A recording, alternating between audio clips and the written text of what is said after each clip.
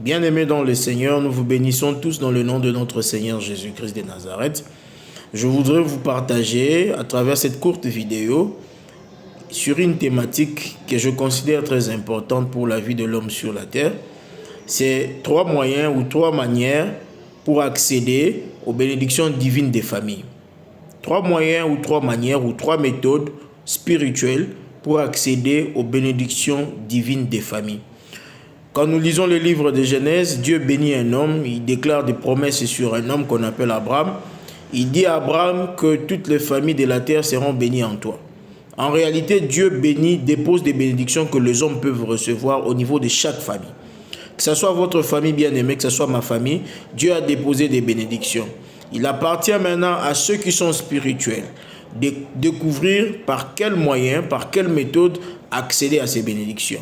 Et je prends 3 cas de figure au niveau de la Bible pour illustrer ces modes d'acquisition ou ces 3 moyens. Le premier mode, c'est le mode d'Ésaü. Et le deuxième mode, c'est le mode de Jacob. Et le troisième mode, c'est le mode de Joseph. Quand vous lisez dans la Bible, vous allez voir que ce soit Ésaü ou Jacob, ils ont utilisé des méthodes non divines pour accéder à la bénédiction que Dieu avait déposée dans leur famille. Pour Ésaü, c'était la méthode de son père qui était une méthode régulière, qui était une méthode que les juristes peuvent considérer comme une méthode de droit commun. Mais la méthode de Jacob, c'était une méthode dérogatoire, c'était une méthode spéciale. Et vous allez voir que la méthode d'Ésaü peut être considérée dans le monde actuel comme la méthode animiste, comme la méthode humaine. Ils ont utilisé une spiritualité, ils voulaient utiliser une spiritualité humaine pour accéder aux bénédictions que Dieu avait déposées dans leur famille à travers son père.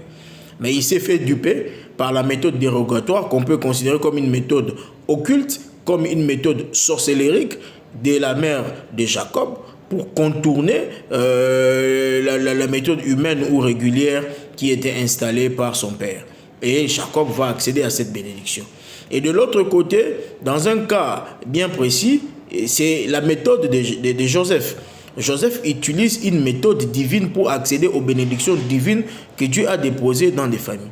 Dieu vient lui révéler des choses dans des rêves, ça fait sujet des guerres. Même son père s'étonne que lui et sa mère ainsi que ses frères s'inclinent devant Joseph. Joseph connaît une persécution terrible. Ses frères les maltraitent, ses frères les vendent. Il arrive dans un pays étranger. Son chef, la femme de son chef l'accuse injustement. Il connaît la prison. Et après toutes ces étapes de persécution, Dieu l'élève pour une situation définitive. Mais pour ceux qui ont reçu la bénédiction divine déposée dans des familles par des moyens autres que le moyen divin, c'est-à-dire le moyen humain et le moyen occulte, notamment Jacob, vous allez voir sa trajectoire. Jacob va connaître une vie non aisée. Lui-même, il le déclare à la fin de sa vie, qu'il n'a pas connu une vie tranquille. Quand il arrive en Égypte, là où son fils dirigeait, il dit qu'il n'a pas connu une vie tranquille. Il devait payer d'abord le tribut de la bénédiction, de la méthode occulte qu'il a utilisée. Il est allé souffrir dans la famille de sa mère parce qu'il fallait qu'il paye le pot cassé. Il y a ceux qui utilisent par exemple le kodia dans les familles congolaises et ils sont obligés d'être redevables à certains membres de la famille, à souffrir, à s'oublier, à oublier même leur famille et leurs enfants parce qu'ils doivent payer les tribus. C'est pratiquement ce que Joseph a connu, Jacob plutôt a connu chez son oncle Laban. Il a souffert, il a beaucoup souffert alors que c'était quelqu'un qui était béni. Je voudrais résumer ceci. Pour accéder aux bénédictions divines que Dieu a déposées dans des familles, je vous recommande d'utiliser le moyen divin.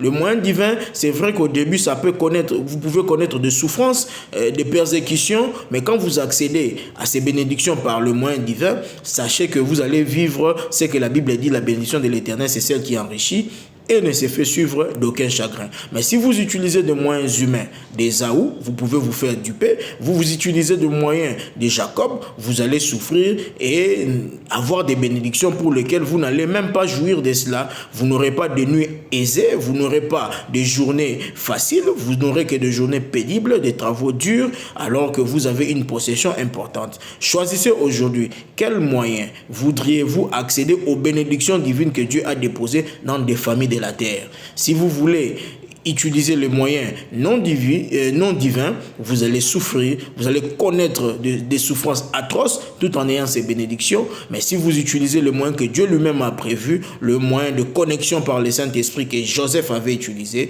vous allez, après des persécutions, vivre une vie aisée avec ces bénédictions. Que Dieu vous bénisse.